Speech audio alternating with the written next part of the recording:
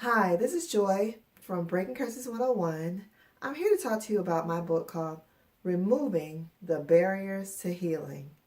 I've been praying for the sick since the year 2000 when the Lord called me to the healing ministry. He laid it on my heart to go pray for the sick so people wouldn't die of cancer like my mother did. And in praying for the sick, I saw a lot of similarities in the healings. I heard the Holy Spirit speak to me about different barriers. And so I put all the information together and wrote this book, Removing the Barriers to Healing.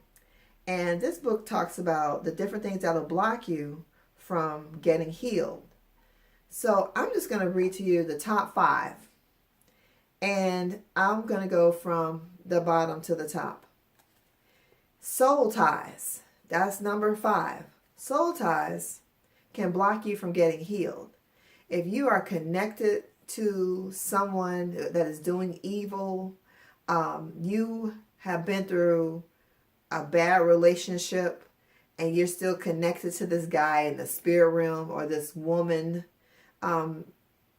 think about right before you got sick, was there somebody who came into your life who meant nothing but wrong, nothing but evil? Well, that could have an effect on your health. And people are carriers. People carry spirits. And if you connect with the wrong person and they have a spirit of infirmity on them, such as a drug dealer, people who do drugs, people who sell drugs, people who use drugs, they have a spirit of infirmity on them. If you connect with these people, that spirit of infirmity can transfer to you. You don't have to have the addiction. The infirmity will go to you. So that's number 5. I teach people how to break the soul ties in this book. Number 4, accursed objects. What are you wearing around your neck?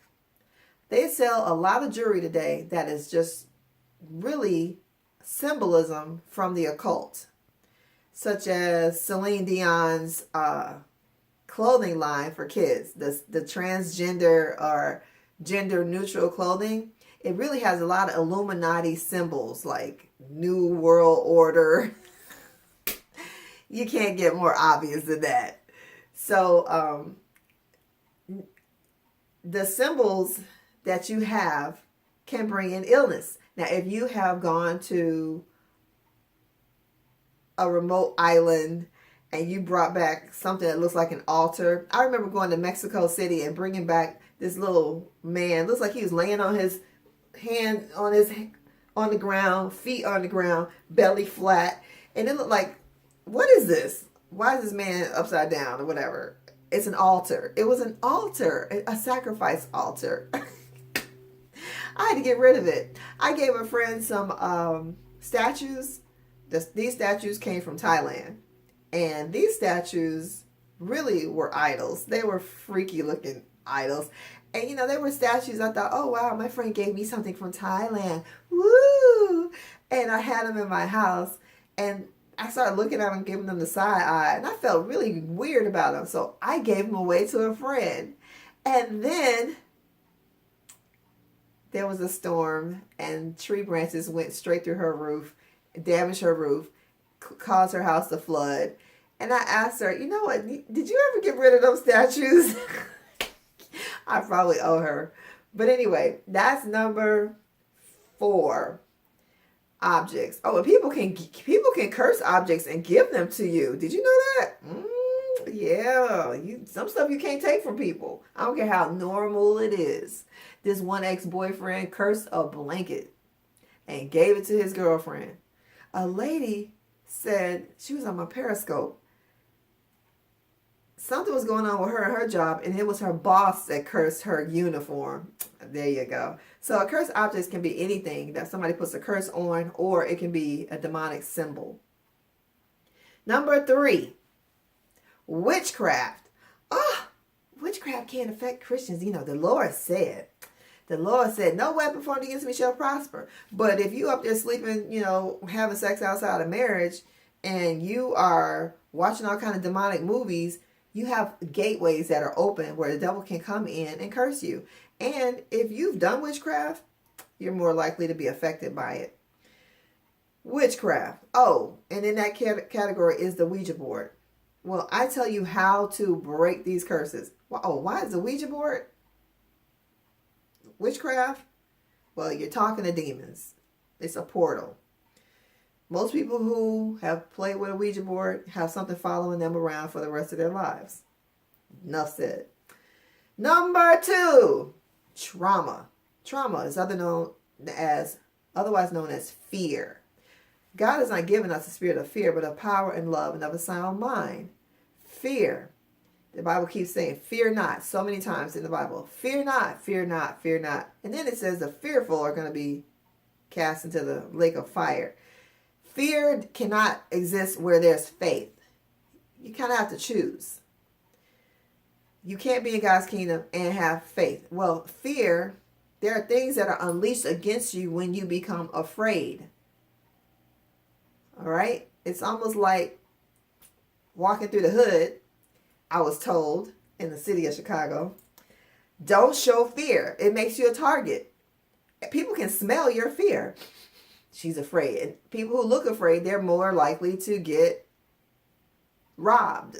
Well, that's where I'm from. Now, you're probably more likely to get shot. Okay?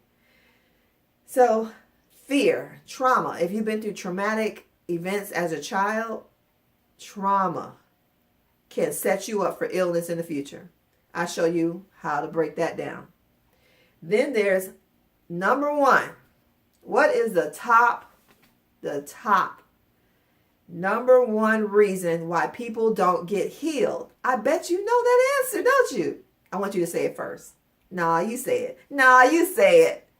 Okay, I'll say it. Unforgiveness. Unforgiveness is like a poison that sets itself up in your bones. Bitterness.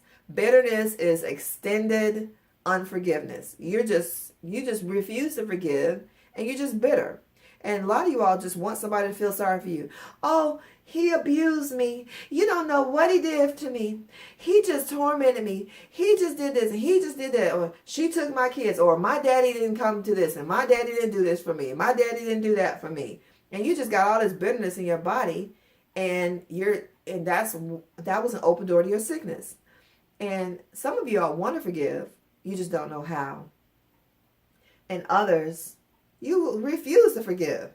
I know I prayed for a guy in the hospital. I think I say that story in the book. I almost forgot all the stories I put in here. But this man called me. He was looking for a room for rent, and he had been in a car accident. He was on foot. A car swerved out of control and hit him. Well, this was the second accident like that he had been through. It was the second time he got hit by a car. Like, dude, who gets hit by a car while they're walking twice? Like, does lightning really strike twice in the same place? Well, when I tried to talk to him, I went to the hospital to pray for him, even though I didn't know him. And he said his daddy had done all these evil things to him as a child. He couldn't forgive him. Oh, and the reason why he was having a car accident was because a lady put a curse on him. Not a lady, his mother-in-law. She put a car accident curse on him. But because he wouldn't forgive his father, the curse had full access to him and could not be broken. So I have more reasons in this book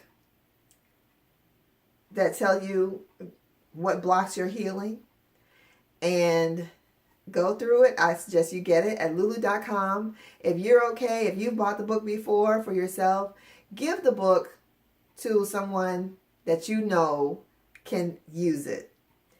Books can go where your conversation cannot. Maybe you've been telling them, you kind of drop hints before that they need to forgive, but they're not trying to hear you. Well, the book will say it for you. You can order it at lulu.com. That's www.lulu.com. I'll put it in the links below. All right, I'll see you in the next video. Bye.